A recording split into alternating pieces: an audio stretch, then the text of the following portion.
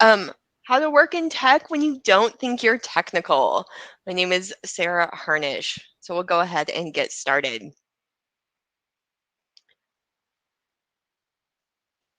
The agenda today, I'm going to talk a little bit about myself and why I feel like I can have this conversation with you, some stereotypes about the tech industry, and also some facts, some characteristics that pretty much tech all tech companies are looking for, and I would even say all companies are looking for, my suggestions on moving forward, and then the closing. Please feel free to ask questions throughout the presentation. I would really like this to be collaborative.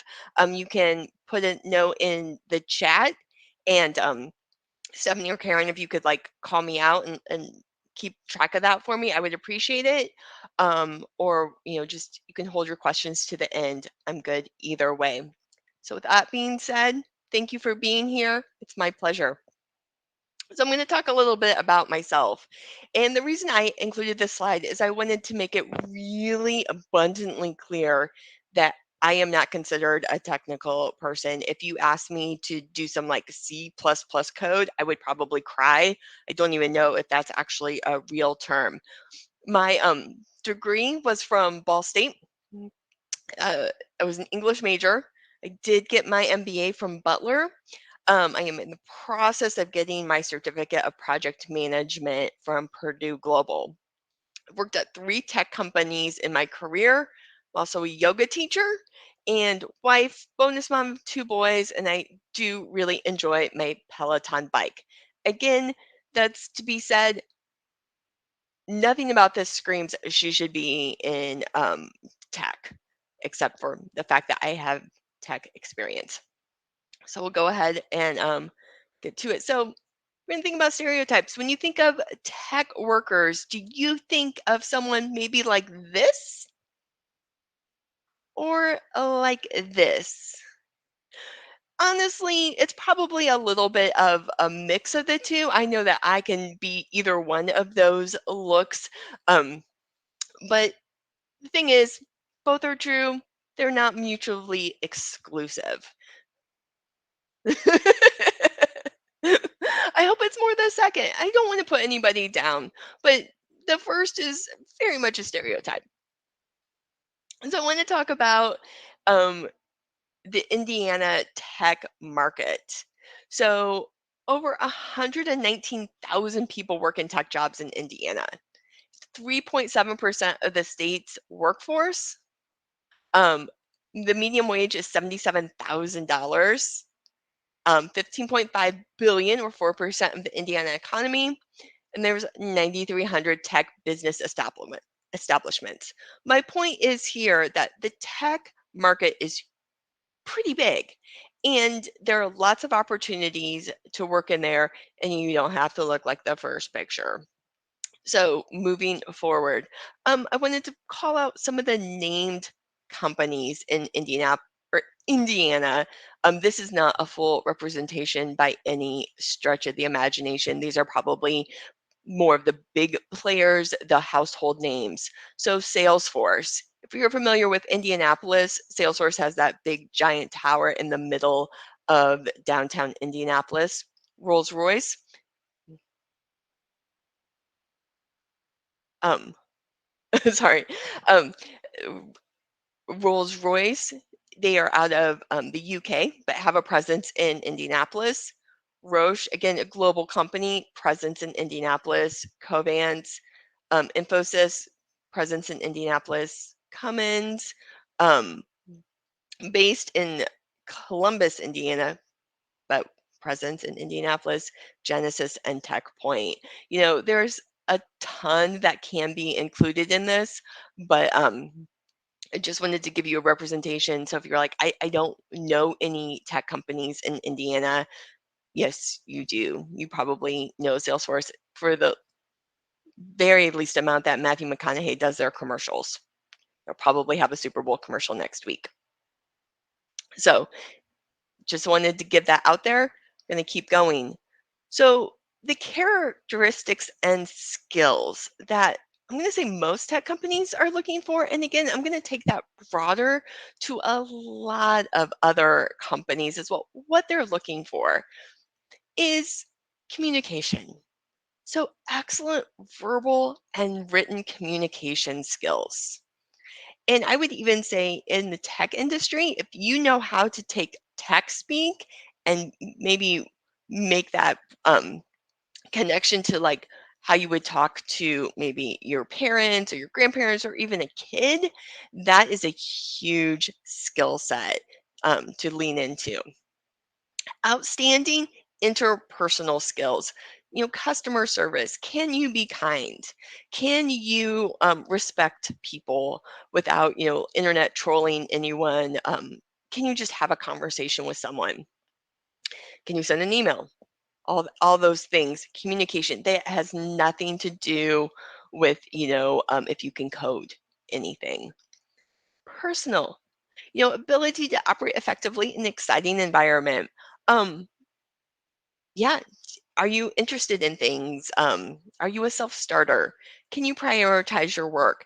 I would say that, as students and, maybe you're in extracurricular activities, maybe you work, prioritize that work. That's a skill set. You are cultivating that right now. Meet deadlines. Do you have homework in English and homework in math and, a test in history? How do you get all of that done? You're cultivating that skill set to meet the deadlines. Multitask, same thing. You got to switch from one subject to another quickly. Can you do that? Great. That's something that we need in the tech industry. Problem solving skills. So, noticing when there's a problem and then coming up with a solution. So, maybe it's a big solution, maybe it's a small solution, but knowing that. And then, my very scientific review of the job postings out there are you know, you need to know MS Office, Microsoft Office, which you probably already do. You probably are way more tech savvy than I ever was coming into the business world. Your Google, all of that. So these are skills that can go across the industry, not just tech, but anywhere. I wanted to also call out different departments. So you may think tech, you may think coding, and that's okay. But there's a sales department, there's a marketing department, compliance, so more of a legal aspect, human resources, finance. Those are probably the five most common across the board. But if you looked at sales, if you looked at Salesforce, they have probably 25 different departments listed in their job postings. And all of these skills listed probably come across on each one. Now, you'll probably need to know some accounting if you want to go into finance, but not necessarily. I'm not going to limit you there. But my point is, you have the skills, you're cultivating the skills that can transfer into the tech industry and reach for that 77,000 medium wage. Any questions? All right, I'm going through this pretty quickly. So now, now what? So I've thrown out some big numbers at you. I've thrown out some big companies, but what are you going to do with that information? So first off, I want you to think about what's your why. What gets you excited? For me, my why is making the world a better place. And that's a big, big why. But I found that I can scale it back. So if I can smile at someone, if I can make their day better, that makes me happy. If I can make work better, that makes me happy. So anything that I can do to push the scales more towards good and less bad, that makes me happy. I don't know what your why is, but I want you to think about that. And then, start to research some companies. So techpoint.org and Powder Keg, they are Indianapolis centric, but they do respect, or they have a presence for all of Indiana. So, maybe start following those companies. They both have job boards. So start looking there and, just see what companies are out there. I will tell you, I went to both those sites when I was working on this presentation, and there are companies that I had never heard of out there. So definitely use those, start using that networking.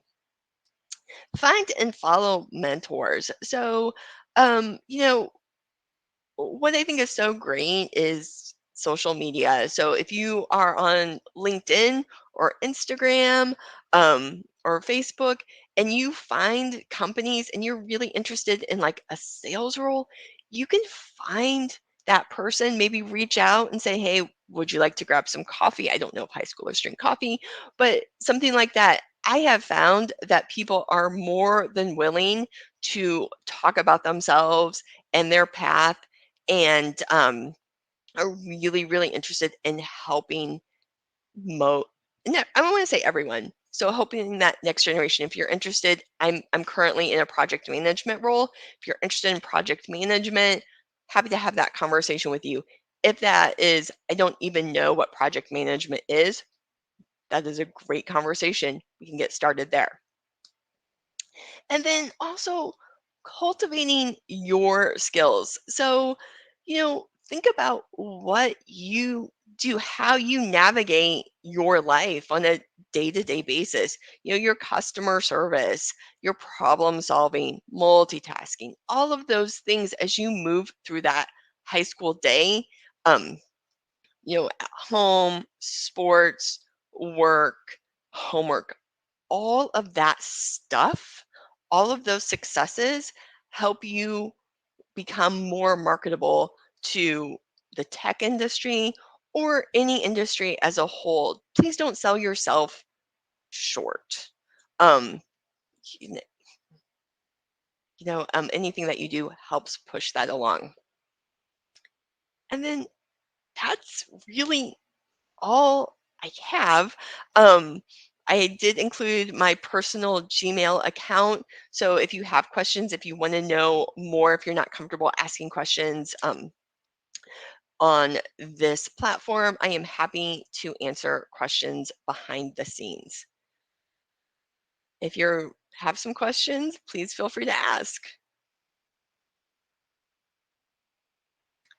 Hi, Sarah.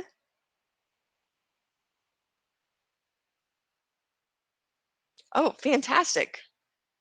Let me look. All right. My cat is very interested in presenting to you all too. So, all right. I'm going to stop sharing.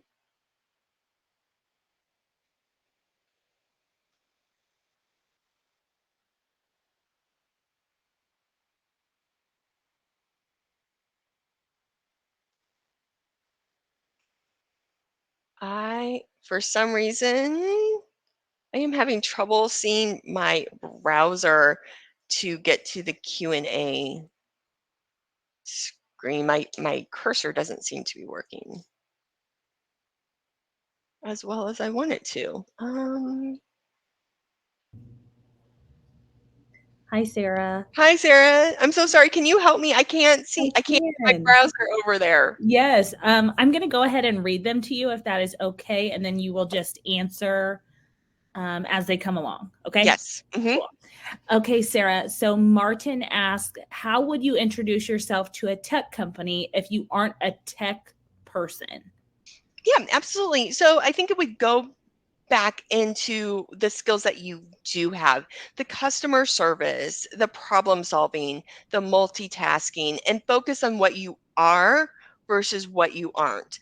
This being said, I would not go into a job with, like coding, for example, that is very technical and say, hey, I am really great at customer service, but I don't know how to code. that's probably not going to get you very far in that job interview if that's what you're looking for. But if you were going into more of a finance or a marketing, and saying, hey, here are the things that I am really good at, here are the things that I'm interested in, that will help you, maybe get your foot in the door. I don't want to make grand promises, but that's going to help you. Awesome. Okay, the next question. How would a resume look when trying to get into a tech business? Yeah. So a resume would look like any other resume, but what I would do is I would focus on those skills. So like I said, problem solving. If you were creating a resume and say, okay, I have problem solved, I was able to actually let me change my examples. Multitasking. So, hey, I was able to keep a high GPA. I'm gonna say a 3.0. I don't want to give anyone huge heartburn by saying a 4.0, but I was able to keep a 3.0 GPA, and work part-time, and was involved in multiple extracurricular activities. That may be something more in a cover letter. And I do know that cover letters, there's a lot of like, are they good or are they bad? I would say probably when you start in your career, get ready to write more cover letters, be ready to tell your story and why you think you would be a good fit for that role. Awesome. Along with that question, Sarah, and I think you touched on it briefly, but a student asks, would you include like your scores, your GPA, kind of any numerical information on your resume as well? I would, especially the first couple of resumes that you're sending out. When you've been in the workplace as long as I have, saying that I had a certain GPA at a certain point of time really doesn't matter. I feel so old right now. I don't even know if they teach the same math that I did, right? So I think that is important. I think that can be touched on in the cover letter too. But as you move on, maybe 2 to 5 years after graduation, maybe you don't push your GPA as much. Perfect. That is always kind of the age-old question, it seems like. Okay. Can you give some examples of careers in tech that you may not always think are related to tech? Yeah. So, sales. So I didn't, this is going to sound so naive, but when I was in your shoes many, many years ago, I was like, oh, so you're just like coding, but you have to have people buying the product to keep the people coding, right? Like you have to have that cycle. You can't just make it. I mean, I guess you can make an awesome product, but if people don't know about that, you're not going to stay in business for a long time. So sales, that's a big one. Marketing, telling people about your product. Social media is so huge right now, and how you tell the story of your product, how do you get someone excited about it? HR, you're going to need rules and guidelines for the people creating the product and selling the product and marketing the product. So, that is definitely one. And then finance, you got to keep track of the money somehow. So those are, and then I also had written down compliance, because I think that is also a good one. But I would say that, sales, marketing, HR, and finance are the four core ones. Compliance can fall into some other of those.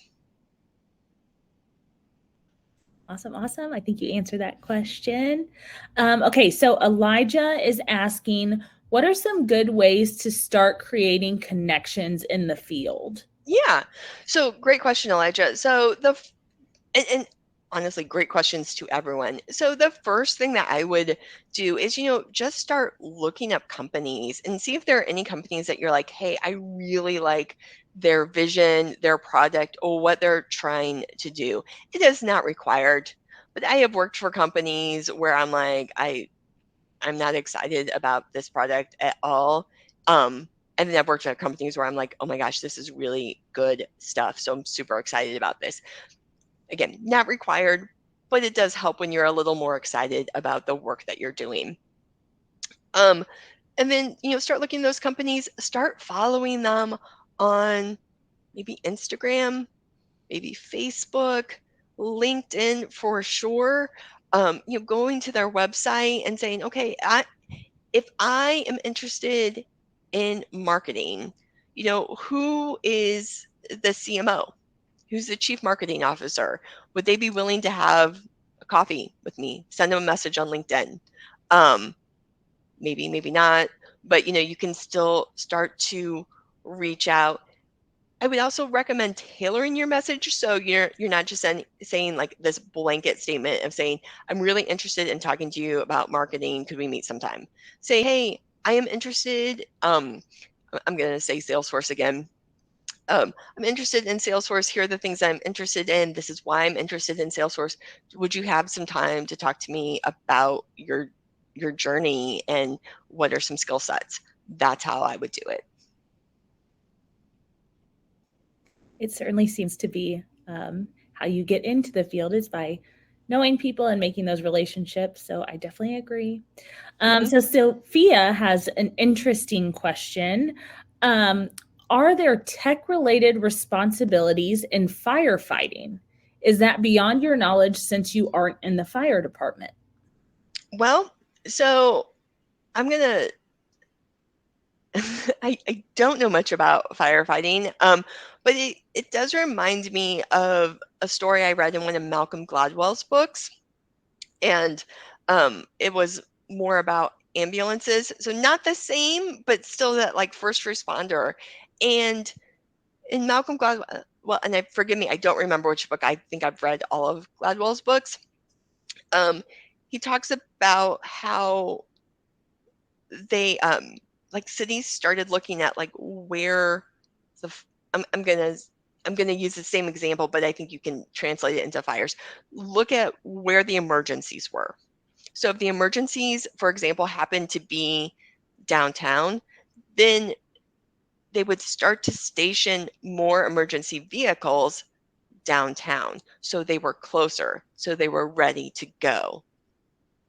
And I would say that probably in firefighting as well, look at the data and see and try to be proactive with that. I agree. I think tech is obviously in a lot of different areas and jobs, whether we realize it or not. So I certainly agree there. So last question that I'm seeing. So students, if you have any final questions, just make sure to pop them in the Q&A tab. But Sarah, what is your favorite part of your job? And then what is the least favorite part of your job? That is a really good question. So again, I am in project management. And so my favorite part is to work with clients. I am an onboarding specialist. So, somebody signs a deal, they're super excited about the software, and then I get them from that super excited and then take them to actually using the software. And that is really fun when you can see like how our software can make their lives better. Again, tapping into my why, making people's lives better. So that's probably my favorite part. My least favorite part is to get from A to B. There's a lot of moving pieces, and when it works well, it is fantastic. It's so much fun. When it doesn't work well, it can be very, very frustrating getting everyone on the same page moving forward. It can be stressful. So, but on the whole, I love it because I do get to work with so many customers, external and then internal as well. Awesome. Thank you, Sarah. It looks like our questions have dwindled down. So we thank you for volunteering today to speak to the students.